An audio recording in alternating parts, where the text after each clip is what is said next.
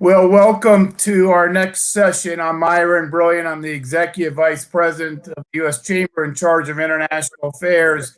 Starting earlier yesterday with President Bolsonaro's address to this distinguished audience, we have had a common theme here in the U.S.-Brazil Connect Summit, which is leaders on both the Brazilian side and the United States side talking about enhanced cooperation in many sectors of our economy, the importance of the U.S.-Brazil relationship from a geostrategic standpoint, and clearly from an economic standpoint as well. I'm delighted that I have two very distinguished members of the Trump administration with us this morning to add their reflections, their thoughts. I welcome Ambassador Lighthizer and Director Kudlow. I believe, and we didn't pre-arrange this, but I believe you two are the only people in the cabinet who worked in the Reagan administration, if I'm right. But the two of them have a long, distinguished career in government and out of government, and they're going to contribute here today to the conversation we've been having about the commercial benefits and, broadly speaking, the geostrategic and economic benefits of the U.S.-Brazil relationship. I want to thank you for joining us this morning. I'm not sure either of them need a long introduction, but I will say that each of them have, in their own right, made a significant contribution in their short time in government. Ambassador Lighthizer has served as ambassador for USTR since 2017. He is a renowned trade negotiator, a litigator. He's tough to sit across the table from. But you know where he's going to come from on behalf of American business, on behalf of our government, in enforcing and encouraging countries around the world to play by a level playing field. And the rules that he works on are the rules that are important to govern international trade. Many of you know his accomplishments as part of the team, the Trump team, in terms of the USMCA agreement that was reached earlier this year, obviously the Phase 1 agreement on U.S.-China relations, and many other areas, including progress in the U.S.-Japan corridor. Of course, Director Kudlow has had many careers, starting, of course, in working in the Reagan administration a long time ago, where he was in the Office of Management and Budget. He has vast experience working on Wall Street, having served as a senior role as chief economist at Bear Stearns, but he is also a renowned contributor to CNBC. Many of us watched the Larry Kudlow report when he was in TV. And I will just say that his contribution to the macroeconomic situation of the United States, focusing on the G20, on obviously the response to the COVID pandemic, and in many other areas, including right now dealing with the stimulus issues, is very important to the welfare of our economy and, of course, to the global economy. It's a very challenging period. I invite both of you to talk about why this progress to date in the bilateral relationship contributes to, I hope, a broader regional integration in the Western Hemisphere, but what's the importance of the U.S.-Brazil relationship? So let me start with Ambassador Lighthizer. Good to see you, and encourage you to make a few opening comments before I turn to Director Kudlow. Bob? Well, great. Thank you, Myron. It's a pleasure to be here, particularly with Larry, who's one of my dear friends and someone who I've known for decades. He and I may not be the only members of the Reagan administration who are in senior positions here, but we are the best looking. I think there's consensus. I'm trying to think who that third person would be, but go ahead. I had to say that, and I'm not even going to rank us between the two of us. I think that would be unfair. But there may be some others. I guess Bill Barr, maybe some other people. Okay, but fair enough. There's an agreement on that one point. Second, we have a very strong economic relationship with Brazil. The presidents got together in March and decided that they would. They directed us to take steps to make it stronger. And that is what we did. Most of you are aware we signed a trade protocol to a trade agreement yesterday. We did it virtually. The whole negotiation was done virtually, and it was a tricky negotiation, like all of these negotiations are, but it ended successfully. We added a trade facilitation agreement, an agreement on good regulatory practices, and one on anti-corruption. All state-of-the-art, all very similar to what's in USMCA, obligations beyond those required by the WTO. So it was a very, very important agreement. We were glad we signed it. The beginning to really having good, improved economic relations, of course, is the fact that the two presidents get along and the presidents back us up and they support us on both sides. We're also working closely with Brazil on a number of other issues. They're very involved in our efforts in WTO reform. They've come forward on this issue of special and differential treatment and said that they are not a developing country for that purposes, which of course is completely true. But unfortunately, most other countries haven't had the courage really to do that. They've worked with us on issues of what's a market economy and the like. They've taken steps to implement their wheat TRQ. We still have some outstanding issues where we have negotiations ongoing on ethanol and a variety of other things, as you would expect in two big economies that interact a lot. But this was an important agreement. We think we have a very successful relationship. We want to make it better. We have $105 billion worth of two-way trade in goods and services, and $73 billion in goods alone. So it has, I think, come to benefit both of us. Robert O'Brien is there, as most of you know, right now, and there are a bunch of other agreements that he's involved with, involving the Exim Bank and some technology and the like. So there's a lot happening on the U.S. Brazil economic front, and I really want to thank the U.S.-Brazil Business Council and, of course, the U.S. Chamber of Commerce for all their help in getting through these negotiations and for setting up this event. Larry? Thanks, Bob. And thank you, Myron. I just wanted to say, Bob Lighthizer, dear friend, taught me enormously about trade during my tenure at the NEC. And he negotiated two remarkable agreements, in my judgment, the USMCA deal and the China Phase 1 deal. So he is a trendsetter and a template creator, which I think is great stuff. We had our successful CEO forum about a month ago with Brazil. And at that time, I remarked that it may well be that U.S.-Brazilian relations today with our leaders, President Trump and Bolsonaro, may be the best in the history of those two countries. And I think this is an important issue in economic terms, in national security terms, certainly in trade terms and investment terms. My hope is that we will continue to work together to help you with your reforms and to meet the challenges of the post-pandemic economy, which is probably the biggest challenge we have. We have good bilateral relations with Brazil. This recent trade initiative, I think, is a huge plus. And I know Brazil is working towards various important pro-growth economic liberalization reforms, including the rule of law. And I think that's a terrific thing.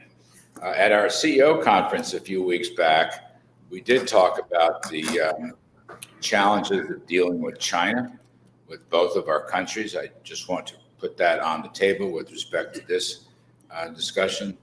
I know that China is Brazil's largest trading partner, and we have encouraged Brazil, and I think the Brazilian government, from the president right on down through here in Washington, the charge, he's not here today, but to try to work together to make sure that we watch China carefully with respect to all manner of technology and telephoning and 5G and whatnot, but also advanced technologies and their various investments in Brazil and in the United States. Bob Lighthizer has taught me an awful lot about the importance of this area. We have taken actions here in the States. We will continue to move. And it's my great hope that Brazil will move with us. Another last theme, investment protection. China makes a lot of loans and has a lot of public offerings. Here in the States, we have carefully monitored problems with China accounting and fraud and lack of backup research papers. My hope is Brazil will also keep careful, critical eye on Chinese investment. And of course, we will work together, hopefully in the years ahead, on all forms of infrastructure. And we use our international development banks to help out private sector investment, which is a key part of our strategy with our friends and also with keeping an eye, as always, on China. And last but not least, it probably has nothing to do with this conference, but of course I cannot resist, as an old Reagan supply sider, we'll all do better, in my judgment, in terms of economic growth, coordination, and integration if we use the preemptive currency in the hemisphere, which happens to be the dollar. And I continue to offer the view that dollarization amongst the countries of South America and Central America, along with the USA, would be one of the great solutions to economic growth.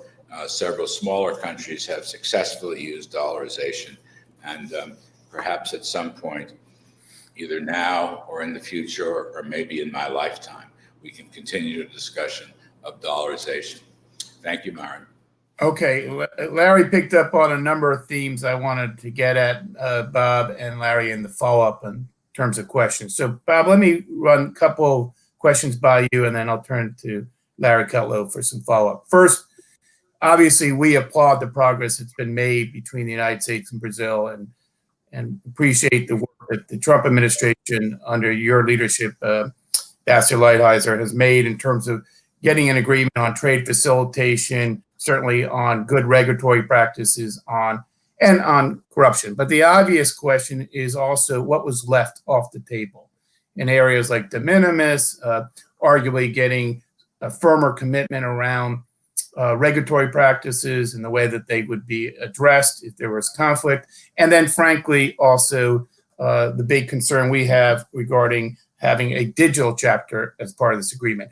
What's next? What's the work that Ambassador Lighthizer, you foresee being next in terms of strengthening the overall commercial relationship? Is there an FTA or something in mind that you have? And then second, obviously, there's been a reaction on Capitol Hill by House Democrats. You've worked hard to court House Democrats when it came to the USMCA.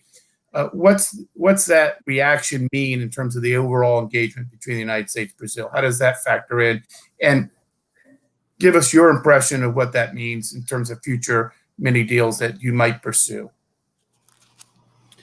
Well, thank you for that question, Myron. I would say, first of all, as in any of these agreements, you get as much as you can get at the time, and then that's the deal that you have.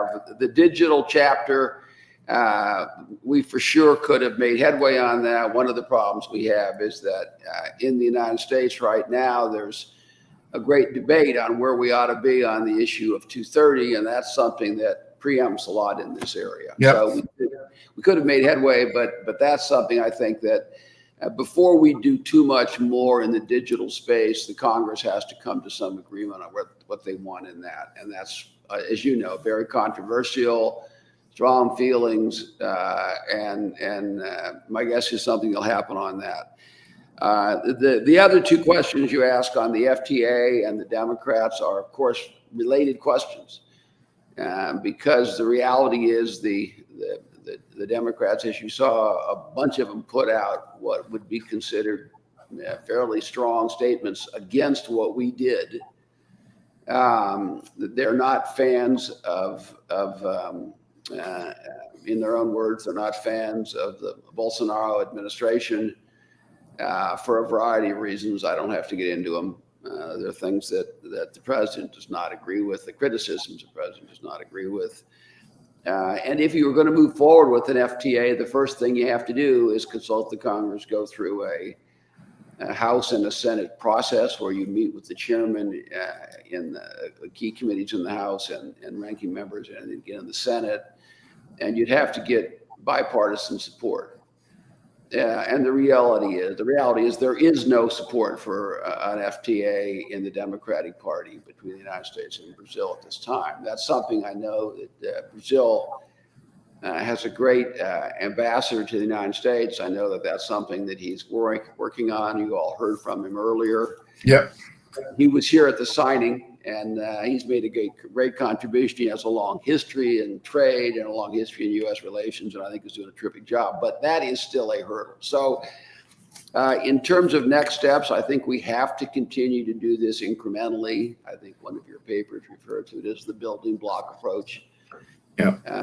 Sometimes we use phases, but it is kind of a building block, and there's a lot more that needs to be done. We have ongoing negotiations on ethanol, as I said. The Brazilians like to talk about sugar.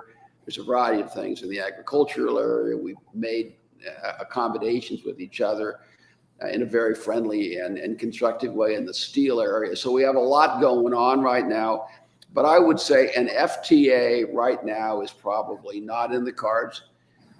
President Trump would support my negotiating one. But the way the process works, as you know, you have to get House and Senate approval. Then you have to send your objectives up. And then you have to wait 90 days before you can begin the negotiation. So best case scenario, we were always looking at this to be something we would do at the beginning of a second term. And we'll see where we are when that time comes. Just one real quick follow-up before I turn to Larry. I think, Bob, you would agree that Brazil and Argentina and the Mercosur countries generally have been quite protectionist. So getting them to open up the doors, getting them to agree some rules is a building block to opening them up and liberalizing those markets even further.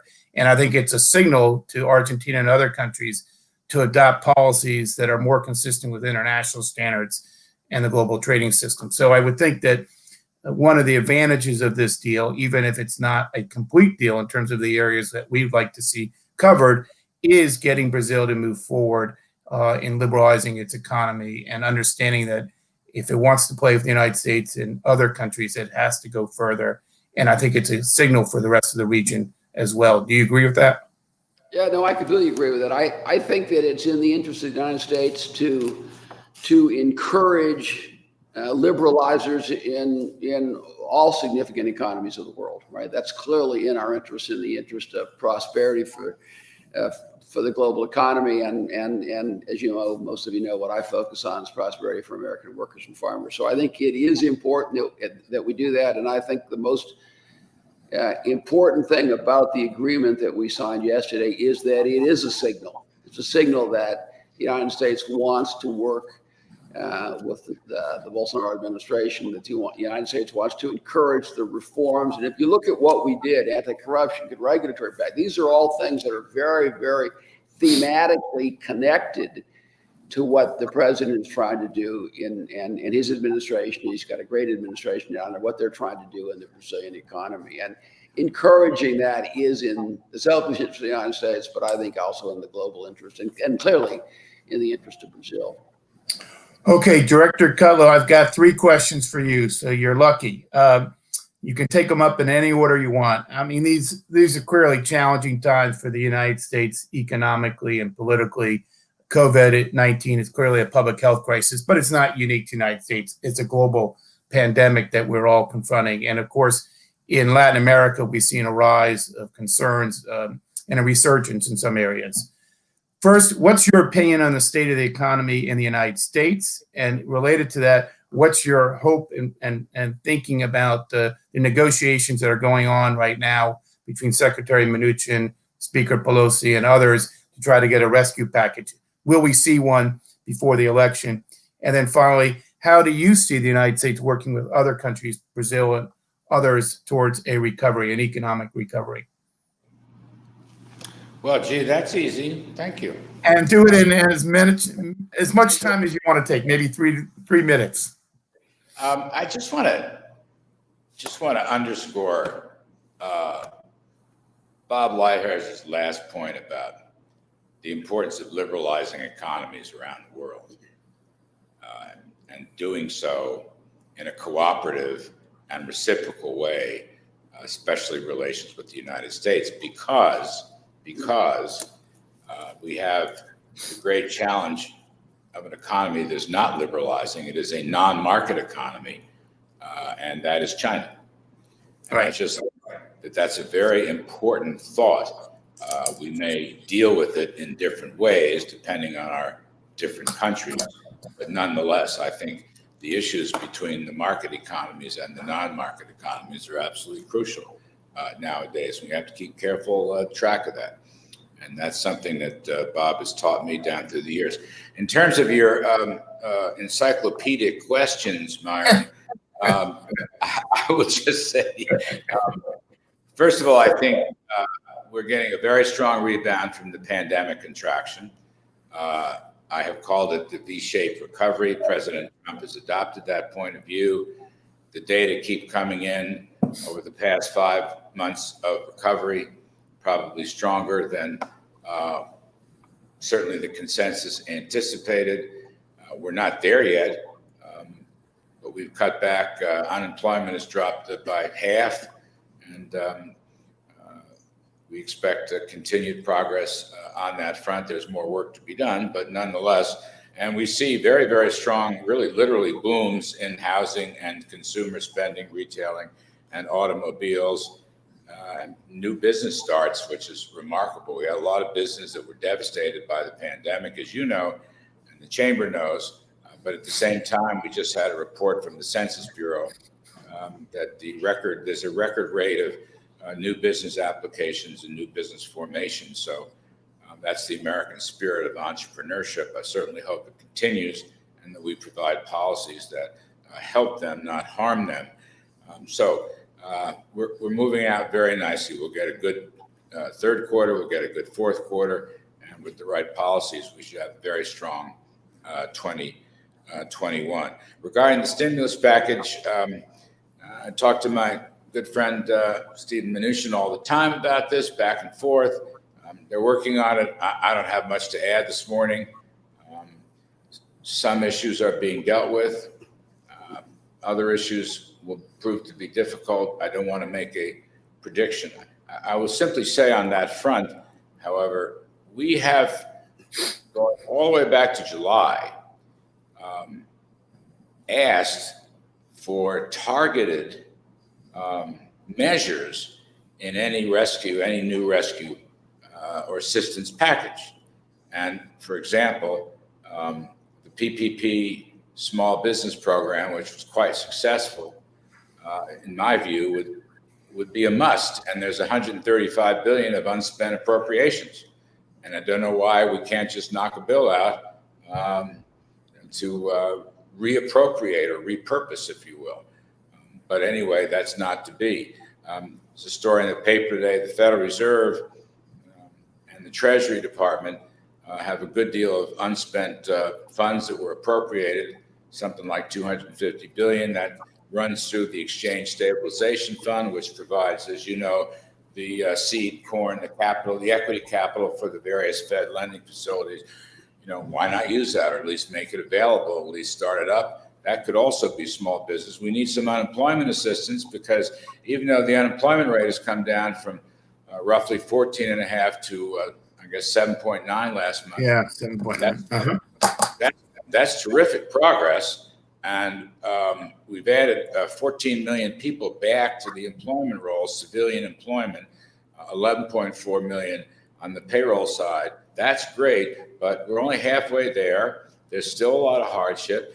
President Trump took the initiative with executive orders, one of which was to repurpose money inside the administration's budget towards unemployment assistance, the $300 plus $100 from the states.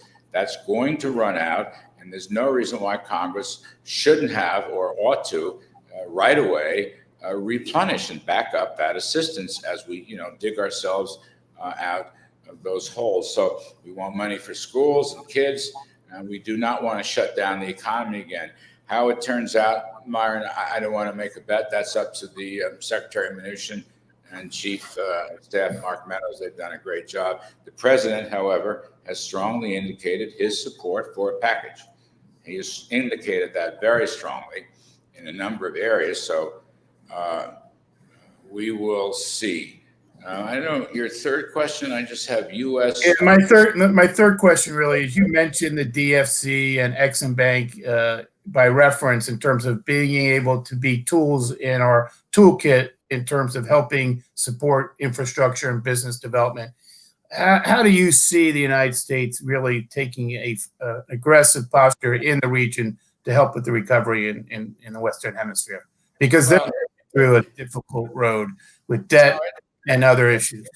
In the region, as well as around the world, under President Trump, and if he's reelected, it will continue, we have been more aggressive in international finance than probably any time, maybe going all the way back to the Marshall Plan after World War II. So we have reconstituted the XM Bank, and we have reconstituted the Development Finance Company, which is the old OPIC, and to some extent redone their charters to make loans, and particularly loan guarantees, some direct lending, but mostly loan guarantees, to private investments, private firms, in connection with government regulatory activities and removing barriers. Frankly, not only to help the countries, let's take Brazil, but also to deal with the challenges from that non-market economy called China. They spend a lot of money on this sort of thing, and our intention is not to outspend them, but our intention is to work with our private sector, and that will increase infrastructure investment, which includes a myriad of areas. Of course, it includes, highways, roads, bridges, tunnels, ports. It includes LNG. It includes broadband and 5G and so forth. We believe we have a lot of resources to put up in that respect. To some extent, Robert O'Brien and I have looked at this not only as a financial issue, but also as a national security issue. And I think it does dovetail occasionally into the trade sphere for Ambassador Lighthizer. So we will be very aggressive. That is the position of the president. We want to defend American interests, yes, absolutely, and the American economy and the American workforce. But we also want to help our friends, come back to this theme of those who are liberalizing and will have a more efficient growth economy, help our friends to succeed in ways that we really probably haven't helped them in the last, 20 or 30 years. Bob, we have limitations in our time with both of you today. So let me just turn to you quickly for two reflections. One on why this U.S.-Brazil deal will help spur investments in areas like defense and energy, infrastructure, why you think it's a stepping stone in the right direction, and why not only the private sector should get behind it, but also members of Congress and others to understand the broader dynamics, frankly, that Larry's talked to about in terms of China, and the fact that we need to be seen as pressing the buttons in Brazil and other countries in the region and the signal it means. So that's question one. And what's left on your agenda in the months ahead to try to wrap up? The US, UK, any other things you want to comment on real quickly? So I would say, first of all, the core to new investment, and we have a nice investment relationship, by the way, with Brazil, but the core to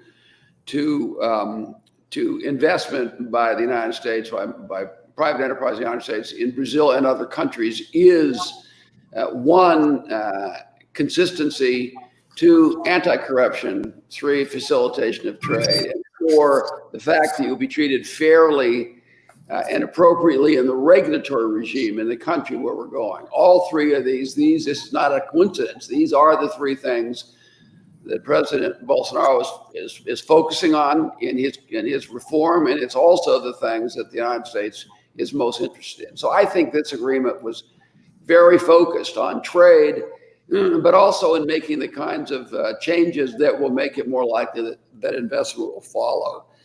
I would say clearly there is a China element, as Larry says, in everything that all of us do.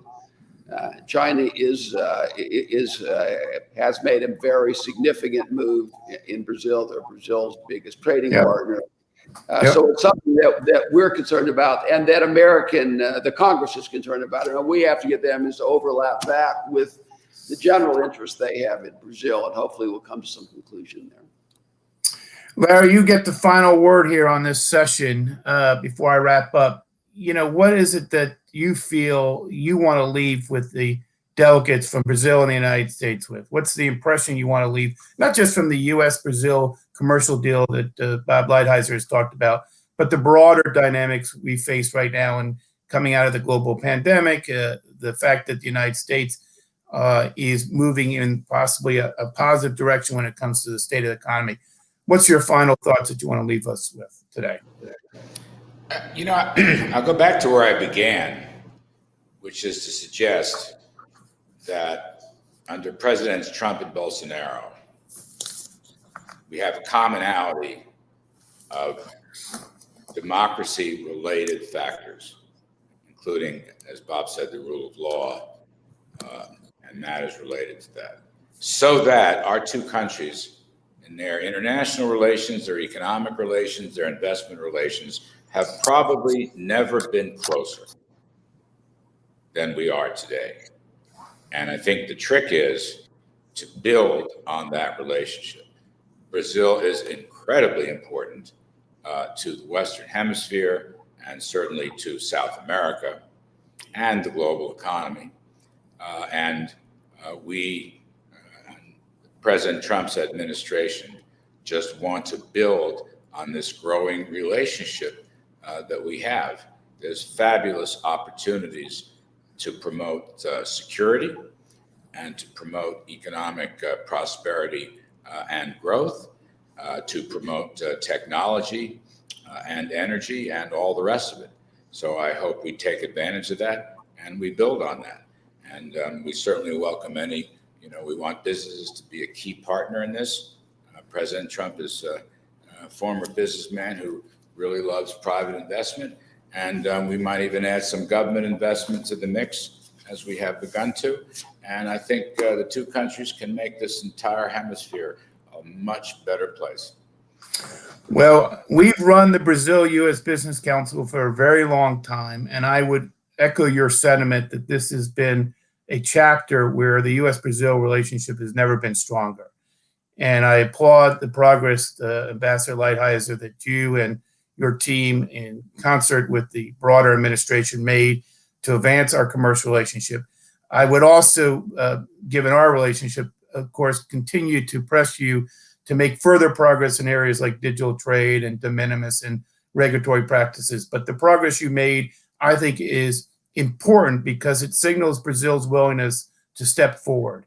And there's been a dynamic between the Pacific Rim countries and the Mercosur countries. And we want Brazil, which is the leading economy in the region, to be a partner in the United States for any number of the reasons that you outlined: the rule of law, the reaction to China, of course, the ongoing issues around defense and energy and other sectors where there's huge cooperation opportunities, infrastructure included. So we thank you both for being with us.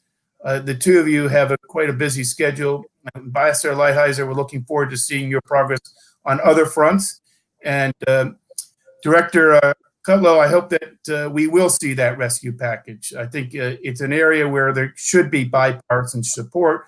The Chamber and the broader business community welcome the progress to date, but there's got to be a final deal, and we hope that both sides will find a combination in the areas of keeping us from having that final package, and do it because of the interest we have in supporting small businesses and making sure our economy thrives throughout a difficult and challenging time. So thank you both for being here today. Appreciate both you taking the time. And I know the audience today appreciated the commitment to both you made to the U.S.-Brazil relationship. Thank you both. Thank you, Myron.